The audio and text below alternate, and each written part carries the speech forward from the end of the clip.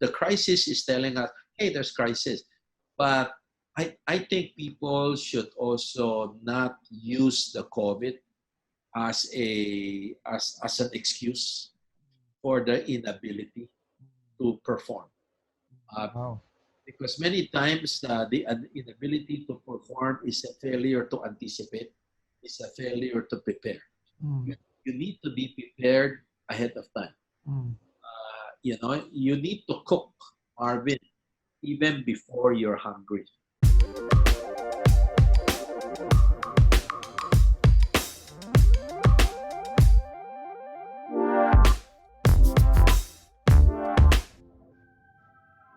But when I say that it took Spanish flu 5 years for the economy to recover, it means that if you're 100, that's your index. It went down. It went back to 100 after 5 years. No? And so, Wow. so while the GDP in the Philippines is predicted to grow next year, Mm-hmm. but do understand the context is it's gonna contract this year. If 100 is the base, it's gonna contract. Then it's gonna grow, but it will never reach the 100 index. Yep. So and that's assuming it will grow, no? Mm-hmm. Because the second wave is going to come out, and that's the reason why I hope people will still understand the need to take precautions. A lot of people have been selling online, but a lot of the things that have also been sold online, they're almost the same from each other. Like for example, sushi wrapped with rice, that kind of variant. Um, if you were in that position, what would be your style also to stand out, or for whatever product that's sold? What would you do to create awareness on it using the model? I'm gonna assemble by looking at the first two building blocks, Mm. which is the target market and the value proposition. In fact, we took a deep dive in each building block. We created criteria, selection criteria. Like for example, value proposition. I'm gonna answer your question by giving selection criteria. There is selection criteria for each of the 11 building blocks. So I'm gonna cite one. It's called RUB, Mhm. relevance, uniqueness, and believability. And so the first thing is relevance. So why should I buy your product? That's a key question. Mm. What is the pain point that you are trying to solve?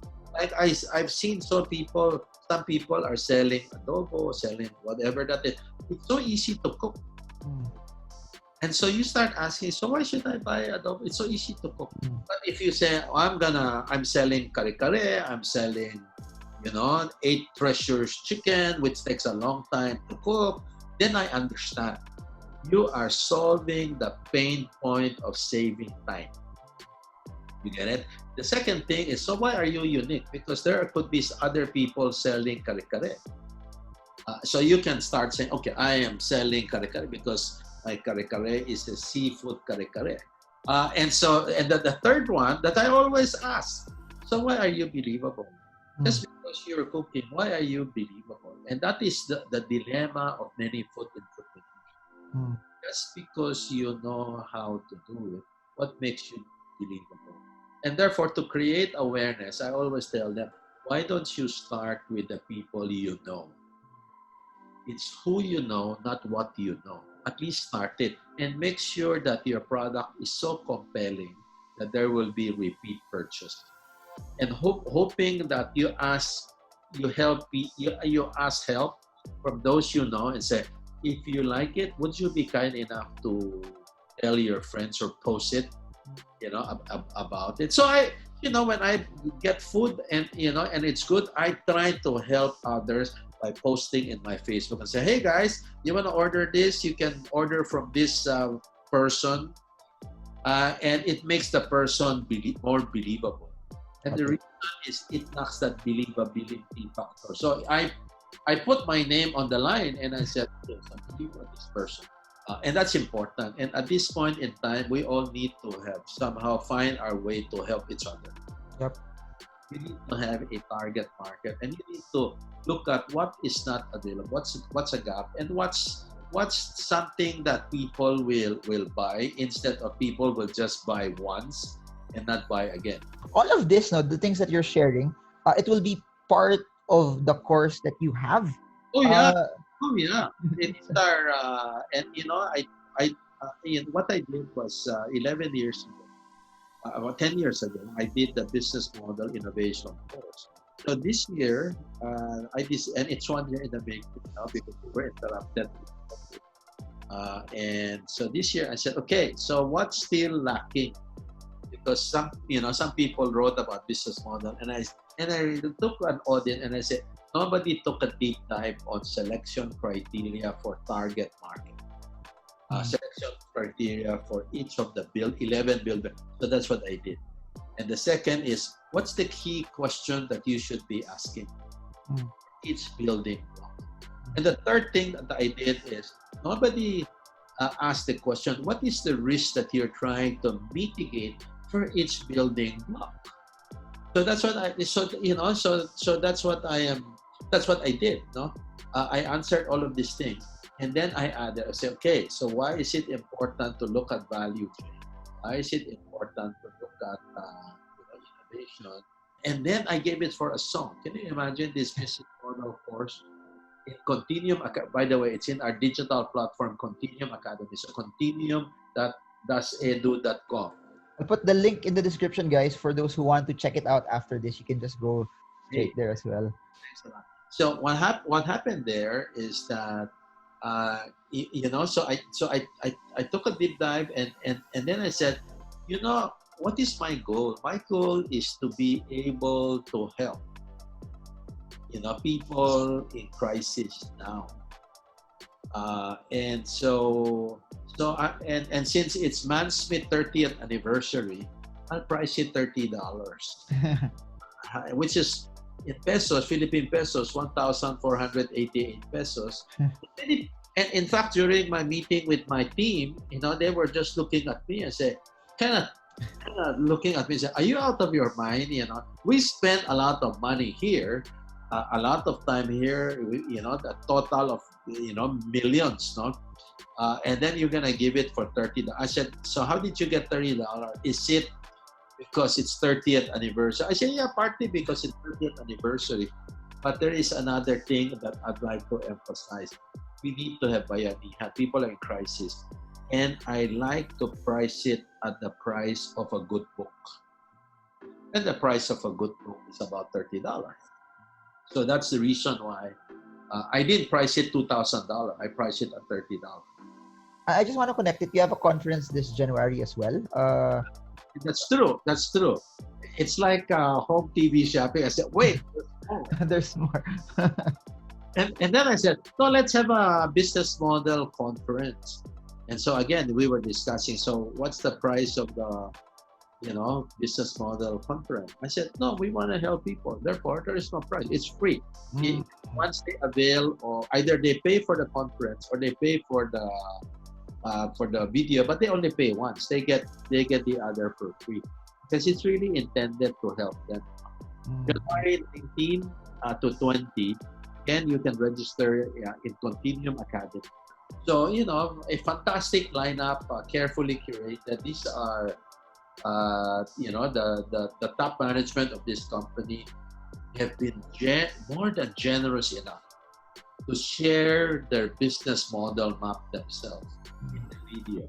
Now they're going to talk more about, and they're going to answer the questions or help me answer the questions of. That's super exciting because people could actually see on how it was actually done and executed and how it has benefited their companies as well. So I'm excited for that. And to those who are interested to join, again, link is in the description below for those who want to be part of that and to learn as well. I think it will be a very, very good start for the year for 2021, especially if you want to come out of the gates running, because I really believe that this crisis, this won't be forever. As what we've been talking about over and over in this channel, recessions happen, but recoveries are too. So it's very, very important that you prepare yourself and you position yourself. And what an amazing way to do it than feeding yourself with knowledge that will help you make the right decision on your business. I'm so curious about this. You've been known to everyone as like the marketing guy. What do you think is the future of traditional media? Where do you think newspapers, billboards, magazines, TV, radio will go? And then what's your sense also on what's happening in everything off the internet, from YouTube, Facebook, Instagram, LinkedIn, etc.? One of the things that I am convinced is I've seen many companies pivoted during crisis, and I am in the conclusion that there is no such thing as a bad industry. Mm. And companies can actually create a business model that is going to make it stronger. I'll give you an example just to prove my point. 12 years ago, Bounty Fresh was expecting a crisis because the import duty for chicken was 40%, and it was going to go 40 to 5%. I mean, already conclude that many of the fast food will just import because you're now free to import, and then the drop in 35% tariff will also put them in a critical expanded competition to Asian countries. And the result of what they did in an environment where it was not very conducive to investment was a move to Chooks-to-Go. And that's the reason why I conclude that there is no bad industry. Only people without answer yet. So can you imagine if we can, and I talk about that in our business model course, with a lot of examples. Beyond the 10, I also have different examples. And I think the crisis is telling us, hey, there's crisis. But I think people should also not use the COVID as an excuse for the inability to perform. Because many times the inability to perform is a failure to anticipate, is a failure to prepare. You need to be prepared ahead of time. You need to cook, Marvin, even before you're hungry. By the time you're hungry, then it's too late. And I think that's a very important point that I have learned in this particular crisis. If there's one common myth about succeeding in conducting business in this new normal, what's this one fallacy that you want everyone to debunk as well? Did you have success by design, or was it good luck? Because many times when you identify, you say, well, we're lucky. Why? Because the business model happens to be this way. But some people are not as lucky. We have to design our business. And we just had a Market Master conference, and many of the speakers validated and said, marketing should not divorce themselves to business model now. You cannot just think of after all, 50% of business model is marketing. You might as well look at the operating model. And operations can no longer just look at operation without looking at the entire business model, the big picture. Finance cannot look at finance and say, well, I don't care about innovation. They have to look at the entire, business model. You have to design a business for success. And, you don't want to leave it to luck. If there's a second thing, if I may be allowed, it's really understanding that there are many inertias, and there's always an inertia to change. And that's the reason why my answer to your first question is, ask yourself, if I cannot do what I'm doing, or if I cannot do what I'm doing well, what else can I do? And you do it in preparation. Or you can even plan it ahead of time and execute it ahead of time, instead of having inertia of resisting a new idea. The value creation has changed. So success by design is your value proposition may be valid before, may not be valid. Now, I'll give you another example, Marvin. So can you imagine, this is a Michelin restaurant in Chicago. It's called Alinea. 3-star Michelin, and they have a very good business model because the price of the restaurant is dependent on when you book. Did you book on lean day or lean days? No? So if you book on lean days, maybe it costs you $210 plus. But if you book on peak days, then it's over $300. No? But then one of the biggest decisions they have done, an early decision, is when the lockdown happened in Chicago. Immediately, they stopped their menu and they said, people will not buy a 200 and 300 menu and send it to their house because there's no ambiance, and the restaurant is value adding. We need to change. So they changed their menu to a 3-course menu for only $40. Guess what happened? What happened was, instead of 150 customers, they now have 1,000 customers. The revenue before, the revenue that was lost was recovered very fast through another market. So they now have 2 different markets. And people were posting Instagram because Alinea is 3 Michelin restaurant. So it became a paid sample. But I'll tell you the very important story of this is that the myth of profitability. In the crisis, the profitability has to be contextual. And the context is bring as many people as you can within. And Alinea, in no time at all, was able to get more employees back to work. And so a lot of ideas is the entrepreneur. Maybe the entrepreneur, is lacking in knowledge. They don't know how to do it. Now there is a way to do it. For the business model map with 11 building blocks will guide them, 55 videos. They can just look at them and they can actually say, okay, so this is what I lack. And this is what they did. Okay, so maybe I can do something similar. I can learn from another industry. And I think that's something that people can learn. If there's one thing that I've noticed from everyone who has guested in the podcast, it's all about shifting, pivoting, innovating, not to leave things to happen to you, but you make things happen before things get better. And I think that's so important for Filipinos to get. People are waiting, when will the economy get better? Sometimes you don't have to wait it to get better. You just have to work hard, pivot, innovate, that you will thrive even if it's not yet at the point where everyone considers that it's good. People have tendency to have knowledge mastery, but not self-mastery. I'm in the knowledge business, I know it. Because if you start, so they start looking for the answer, but they are waiting for the answer to fall on their lap. But when a better way is to actually apply the lessons, start saying, okay, so what did I learn in this lesson? So how do I apply it? And all you need to do is to train your mind, because you need rigorous thinking to come up with a big idea. But you train your mind to start applying, to have self-mastery.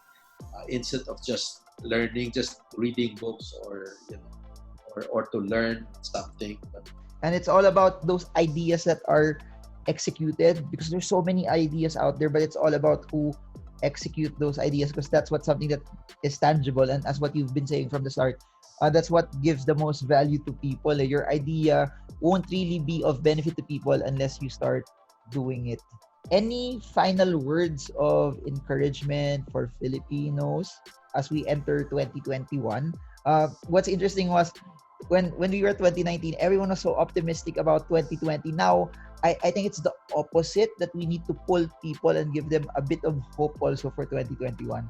There's always a saying that we are always being prepared for something great. Maybe as a Christian country, there's a biblical saying that God will not allow you to experience something that you're not capable of handling.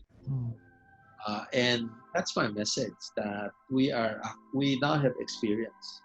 And for those entrepreneurs, those people who have experienced past crises, I'm sure they are very appreciative that the past crisis strengthened them. I was on the phone with the president of Unitrade, Samuel Po, yesterday. And I said, so how are you doing? I said, well, I had a crisis in 2014. Their factory in China got burned, and suddenly they had no inventories. They were a victim of ondoy. Millions, hundreds of millions of inventories got wet. I said, now we had the best year. And the reason that why they have the best year, they have the inventories. And they learn from past crises. And my message to everybody is, let's learn from this crisis, because we are being prepared for future turbulence. And if you have experienced turbulence, you're older person, you have experienced turbulence in the past, then you just have to pick up some of the lessons, and let's not return to the old ways. The old ways will not happen again, because the way things are, the longer the COVID is going, and it's going to be more than a year. The longer this is going to happen, the deeper are the habits of people going to be. Let's say Zoom meeting or video conferencing, that's going to continue. That's going to save a lot of time, save a lot of travel. It's also good for the environment as well. Yeah, totally agree. Totally agree. Value creation. What is the value that you're creating? You don't want to take advantage of people at this point in time. You don't want to just capture the value, have profit, forgetting about value creation, how you are giving benefit to people who are in need. This is what we'll do, guys. Josiah Go has programs and a conference. I'll put the link in the description. If you think this was super insightful, guess what? There's an even deeper dive into all of this that we talked about in all of their programs and in the conferences that they have. But not just that, this book, super inspiring. It's something that will help you if you're an entrepreneur, or if you want your dose of, I think, something that will uplift you in this time. So I'll put the links in the description also. And then you can follow them. Follow Josiah Go on his social media accounts, especially Twitter. Super insightful tidbits of information. So thank you so much, Mr. Josiah Go. But Marvin, before I let you go, this is what I've been doing for all of my guests. I would give them fast talk. Are you familiar with that? You have to remind me now. Fast talk. I'll give you two options. Pick one. No right or wrong. It's just for fun. Are you ready? Yeah. Jordan or Kobe? Jordan. Success or significance? Significant. Large, massive mansion or travel the world? Travel the world. Win 100 times but losing 50, or win once but not lose at all? Win 100 times. 100 million pesos doing what you love, or 1 billion doing something that you do not love? And I have both. Doing something I love. Work hard, work smart. Working smart. US dollar, euro. US dollar. Bitcoin or gold? Gold. Fitness or finance? Finance can buy me fitness. Cut loss or hold on and fight for the business? In general, you need to be able to cut sometimes. But if you have the luxury of waiting, wait and fight. Die with a lot of money or die fulfilling purpose? Fulfilling purpose. Win one time, big time, or win small but repeatedly? Win repeatedly until such time that you can win in a diagonal way that it's a big win. Safe or aggressive? The context is important. I have been asked that question by the banks when I fill up form. Am I a high risk or low risk? I always say high risk. No? They never ask me the context, because I have real estate, I have cash, I have business, so I can afford to be high risk in some investment. So my answer is aggressive because I already have saved. So I need to clarify this because it's important for your listener to know the context. Got it. Yep. Totally agree. Context is everything. This one for sure, I don't need to put the context on this. Money or love? No, I want to say money can buy love. Thank you so much, Josiah Go. I had fun. I hope you had fun too. And to everyone, I hope you guys learned from this videos and the topics that we talked about. If you guys have any questions, feel free to put it in the comment section. And if you enjoyed Josiah Go, put it in the comment section. I love Josiah Go. And then let's see what we can do for the next videos as well. I love Marvin Germo then. You have to Thank you. But that's it for now. Thank you so much to everyone, and I hope this video helps you trade well, trade strong, trade smart. See you all again soon, and God bless you all.